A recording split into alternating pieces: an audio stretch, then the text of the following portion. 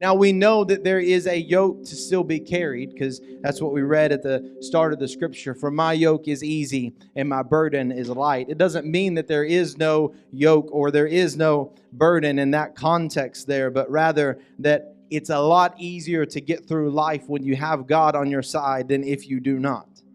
Matthew, the 11th chapter and verse 28. Come unto me, all ye that labor and are heavy laden, and I will give you rest. Take my yoke upon you and learn of me. For I am meek and lowly in heart, and you shall find rest unto your souls. For my yoke is easy and my burden is light. Now this definition of yoke in this verse is coupling that is figuratively servitude. It's also considered a beam of balance. In a later scripture we'll read it. It literally means to impose on the neck like on a yoke of oxen. If you want to throw that picture up there for us, I don't know if you made that perfect. That works. So the yoke here that I'm talking about tonight specifically is this exact thing of it's put on these oxen so that they can cooperate in the same manner and can be productive together and not get sidetracked and not go left or right, but can actually do the job that's in front of them. In Hebrews 12:1, it says, wherefore, seeing we are also compassed with so great a cloud of witnesses. That's essentially what I was talking about a minute ago. Help on all sides we just can't see. Let us lay aside every weight and the sin that doth so easily beset us, and let us run with patience the race that is set before us. There's so much emphasis on running, and in large part here because of the time and era that it was in, being so close to the Roman Empire and to the Greek culture that was there with racing, and there's just such a big emphasis of that all throughout the first few chapters there in the New Testament after the Gospels. And there's just this emphasis on what we just watched, a race that we're trying to complete. It's something we're trying to get through to the other side. And it's hard to do that with weights in our life that are unprofitable. It's hard to do that with weights in our life that just weigh us down. In Romans 6:12, it says, let not sin therefore reign in your mortal body, that you should obey in the lust thereof. I appreciate how Paul just makes this so simple sometimes. We talk about it a lot. Resist the devil and he will flee. Just don't do the bad thing and it will be okay. Let not sin therefore reign in your mortal body, that you should obey it in the lust thereof. Just don't sin. Sweet. That sounds absolutely wonderful, doesn't it? Neither yield your members as instruments of unrighteousness unto sin, but yield yourselves unto God as those that are alive from the dead, and your members as instruments of righteousness unto God. Now we know that there is a yoke to still be carried, because that's what we read at the start of the scripture. For my yoke is easy and my burden is light. It doesn't mean that there is no yoke or there is no burden in that context there, but rather that it's a lot easier to get through life when you have God on your side than if you do not. In verse 16, if we skip down a little bit, still in Romans 6, know you not that to whom ye yield yourselves servants to obey, his servants ye are whom ye obey, whether of sin unto death or of obedience unto righteousness? But God be thanked that you were the servants of sin, but ye have obeyed from the heart that form of doctrine which was delivered you. The doctrine is important tonight. The doctrine is essential tonight. Being then made free from sin, you became the servants of righteousness. We're going to serve something. Nike got popular by one slogan: just do it. I don't know if I can do this. Just do it. They signed Michael Jordan to a shoe and clothing deal. And all these advertisements came out and commercials. Be like Mike. The song, I Can Do Anything Better Than You, began to play on these advertisements as people would begin to challenge Michael Jordan. And it's, I can do it. Just do it. Just do it. Stop making excuses. Just do it. It's that way in everything we do. Granted, there are sometimes things that are outside of our control. But for the most part, if we want it done, just do it. Kara, to her credit, has been after us to get some flag banners probably for a couple of years now. And Stephen, bless his heart, has had to go back and forth for this company over and over and over again. And they would send like examples out, and I would be like, I don't like it. Do something different. They'd send it out again. I don't like it. Do something different. Send it out again. The font looks terrible. Can you want me just to make one and send it back over? I mean, this went on for months. We finally agreed on something. Next thing you know, they were showing up at Stephen's door. And Stephen calls me and says, hey, we paid for these yet?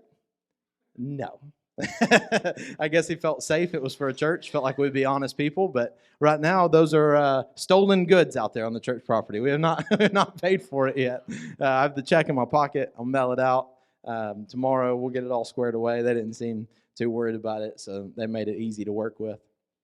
But it took something like that to just do it. Sometimes things are delayed. We're waiting on the building. But we got to do it. We have to be the ones to initiate the change. We have to be the ones to initiate that I don't want to sin anymore. We have to be the ones. It can't be just on our brothers and sisters to say, no more will I sin. At the end of the day, this is a singular salvation plan. Save yourselves from this untoward generation.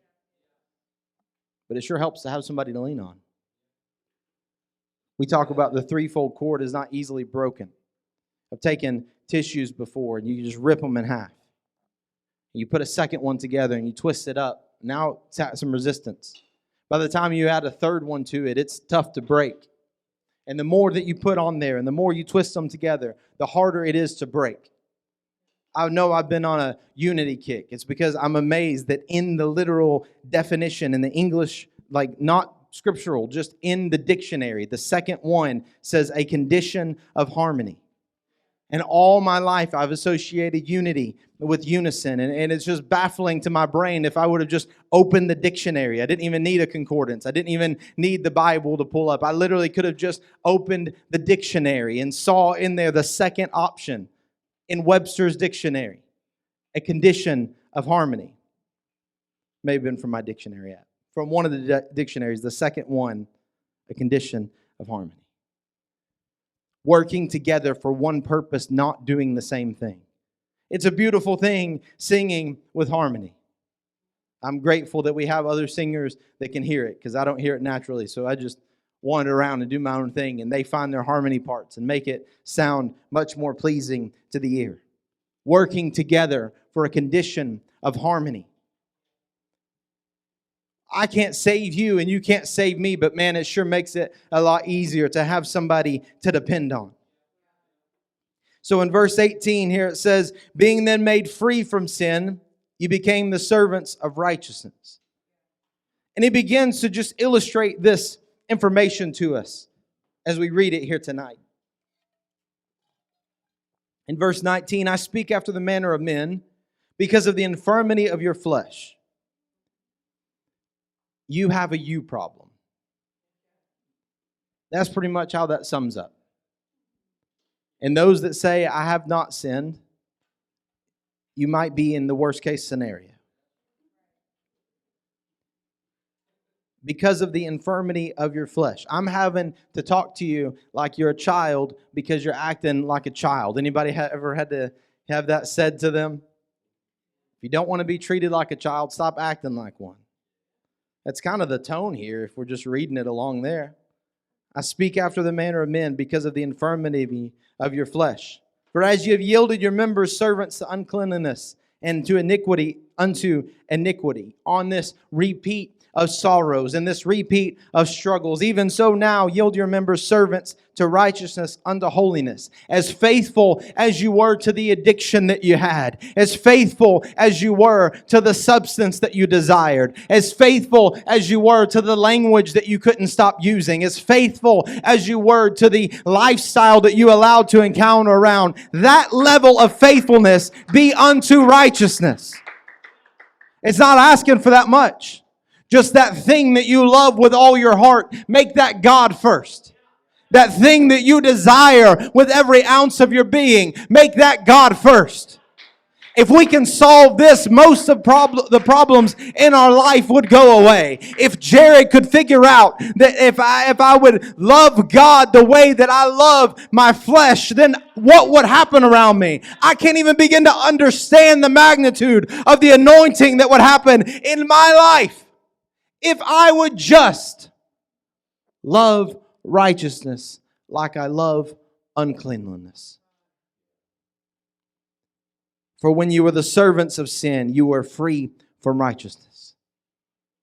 It amazes me, and I talk about this every time I read this scripture. But people that I've known that were in the church most of their life, and they backslide, the first thing that comes out of their mouth is, "I've never been so free." And somebody that's been hooked on heroin for 20 years gets delivered. They say, "I've never been so free." It's true in both cases. One is saying, "I've never been so free from righteousness." And the other one's saying, "I've never been so free from an addiction that has crippled my life. I've never been so free from sorrow that has broke me to the point of no return." What fruit had ye in those things whereof ye are now ashamed? The end of those things is death. But now, being made free from sin and become servants to God, you have your fruit unto holiness, and the end everlasting life. For the wages of sin is death. But we always stop right there. For the wages of sin is death. We like to talk about the negative, right? Anybody else feel that way? But the wages of sin is death. We talk about what the worst case scenario. If you don't do this and you don't do this and you don't do this, you're not making it to heaven. If you don't follow the doctrine, you're not making it to heaven. If you don't get right with God, you're not making it.